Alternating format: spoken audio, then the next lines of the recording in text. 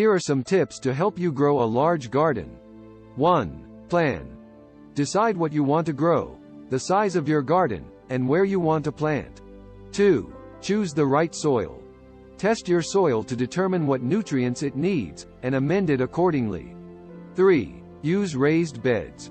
Raised beds allow for better soil drainage and can make it easier to maintain and harvest your plants. 4. Provide proper sunlight. Make sure each plant receives the amount of sunlight it needs to grow. 5. Water regularly.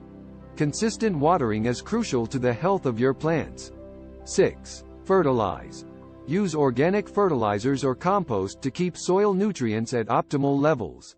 7. Manage pests.